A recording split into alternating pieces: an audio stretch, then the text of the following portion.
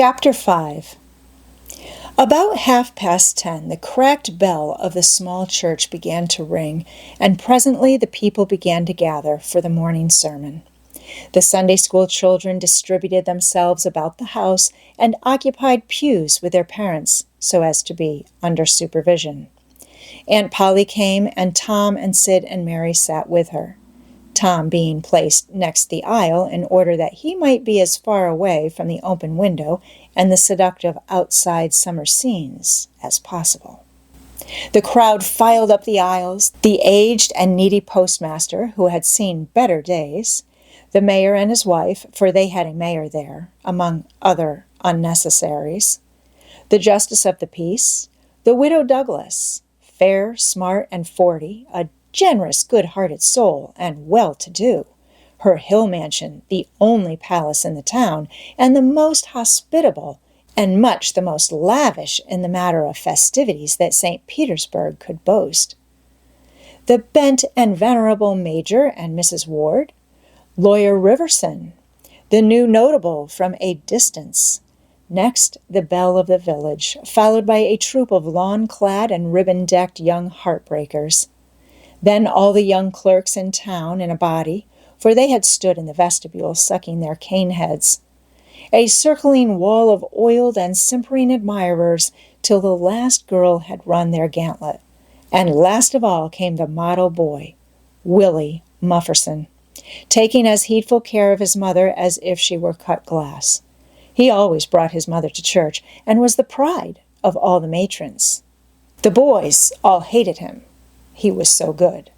And besides, he had been thrown up to them so much. His white handkerchief was hanging out of his pocket behind, as usual on Sundays, accidentally. Tom had no handkerchief, and he looked upon boys who had as snobs. The congregation being fully assembled, now the bell rang once more to warn laggards and stragglers, and then a solemn hush fell upon the church, which was only broken by the tittering and whispering of the choir in the gallery. The choir always tittered and whispered all through service. There was once a church choir that was not ill-bred, but I have forgotten where it was now. It was a great many years ago, and I can scarcely remember anything about it. But I think it was in some foreign country. The minister gave out the hymn and read it through with a relish and a peculiar style which was much admired in that part of the country. His voice began on a medium key and climbed steadily up till it reached a certain point, where it bore with strong emphasis upon the topmost word and then plunged down as if from a springboard.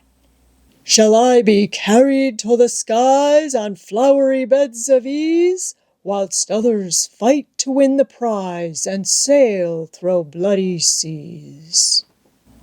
He was regarded as a wonderful reader. At church sociables, he was always called upon to read poetry, and when he was through, the ladies would lift up their hands and let them fall helplessly in their laps, and wall their eyes and shake their heads, as much as to say, "Words cannot express it. It is too beautiful for this mortal earth." After the hymn had been sung, the Reverend Mr. Sprague turned himself into a bulletin board and read off notices of meetings and societies and things till it seemed that the list would stretch out to the crack of doom, a queer custom which is still kept up in America, even in cities, away here in this age of abundant newspapers. Often the less there is to justify a traditional custom, the harder it is to get rid of it. And now the minister prayed. A good, generous prayer it was, and went into details. It pleaded for the church and the little children of the church, for the other churches of the village, for the village itself, for the county, for the state officers, for the United States, for the churches of the United States, for Congress, for the president, for the officers of the government, for poor sailors tossed by stormy seas, for the oppressed millions groaning under the heel of European monarchies and Oriental despotisms, for such as have the light and the good tidings, and yet have not eyes to see, nor ears to hear withal, for the heathen in the far islands of the sea, and closed with a supplication that the words he was about to speak might find grace and favor, and be as seed sown in fertile ground, yielding in time a grateful harvest of good. Amen. There was a rustling of dresses, and the standing congregation sat down. The boy whose history this book relates did not enjoy the prayer. He only endured it, if he even did that much. He was restive all through it. He kept tally of the details of the prayer unconsciously, for he was not listening. But he knew the ground of old and the clergyman's regular route over it, and when a little trifle of new matter was interlarded, his ear detected it, and his whole nature resented it. He considered additions unfair and scoundrelly. In the midst of the prayer, a fly had lit on the back of the pew in front of him and tortured his spirit by calmly rubbing its hands together, embracing its head with its arms, and polishing it so vigorously that it seemed to almost part company with the body, and the slender thread of a neck was exposed to view. Scraping its wings with its hind legs and smoothing them to its body as if they had been coat-tails, going through its whole toilette as tranquilly as if he knew it was perfectly safe, as indeed it was. For as sorely as Tom's hands itched to grab for it, they did not dare. He believed his soul would be instantly destroyed if he did such a thing while the prayer was going on. But with the closing sentence, his hand began to curve and steal forward, and the instant the amen was out, the fly was a prisoner of war. His aunt detected the act and made him let it go. The minister gave out his text and droned along monotonously through an argument that was so prosy that many a head by and by began to nod. And yet it was an argument that dealt in limitless fire and brimstone and thinned the predestined elect down to a company so small as to be hardly worth the saving. Tom counted the pages of the sermon. After church, he always knew how many pages there had been, but he seldom knew anything else about the discourse. However, this time, he was really interested for a little while.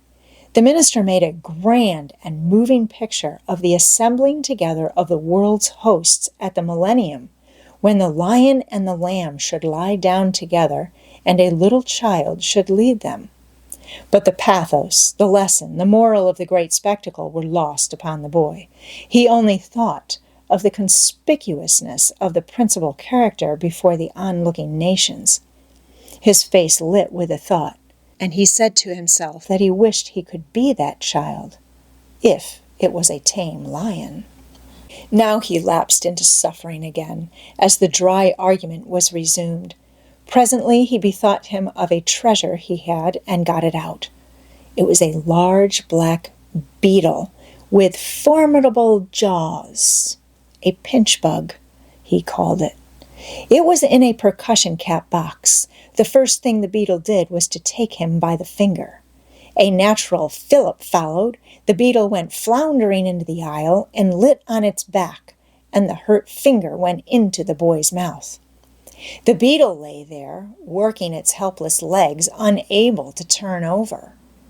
Tom eyed it and longed for it, but it was safe out of his reach.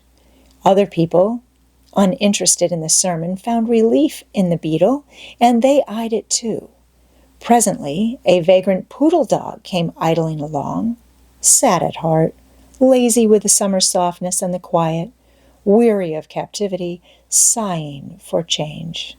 He spied the beetle. The drooping tail lifted and wagged.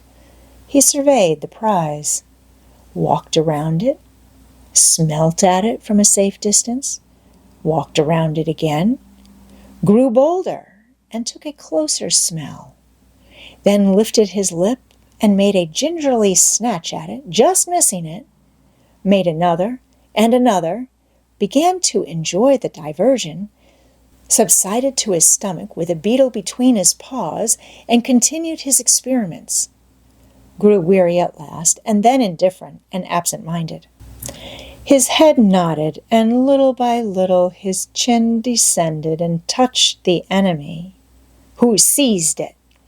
There was a sharp yelp, a flirt of the poodle's head, and the beetle fell a couple of yards away and lit on its back once more. The neighboring spectators shook with a gentle inward joy. Several faces went behind fans and handkerchiefs, and Tom was entirely happy. The dog looked foolish and probably felt so, but there was resentment in his heart too, and a craving for revenge. So he went to the beetle and began a wary attack on it again, jumping at it from every point of a circle, lighting with his forepaws within an inch of the creature, making even closer snatches at it with his teeth, and jerking his head till his ears flapped again. But he grew tired once more after a while, tried to amuse himself with a fly but found no relief, followed an ant around with his nose close to the floor, and quickly wearied of that, yawned, sighed, forgot the beetle entirely, and sat down on it. Then there was a wild yelp of agony, and the poodle went sailing up the aisle. The yelps continued, and so did the dog. He crossed the house in front of the altar. He flew down the other aisle. He crossed before the doors. He clambered up the home stretch. His anguish grew with his progress, till presently he was but a holy comet moving in its orbit with a gleam and the speed of light. At last the frantic sufferer sheered from its course and sprang into its master's lap. He flung it out of the window, and the voice of distress quickly thinned away and died in the distance. By this time the whole church was red-faced and suffocating with suppressed laughter, and the sermon had come to a dead standstill. The discourse was resumed presently, but it went lame and halting, all possibility of impressiveness being at an end, for even the gravest sentiments were constantly being received with a smothered burst of unholy mirth, under cover of some remote pew-back, as if the poor parson had said a rarely facetious thing. It was a genuine relief to the whole congregation when the ordeal was over and the benediction pronounced. Tom Sawyer went home quite cheerful, thinking to himself that there was some satisfaction about divine service when there was a bit of variety in it. He had but one marring thought. He was willing that the dog should play with his pinch-bug, but he did not think it was upright in him to carry it off.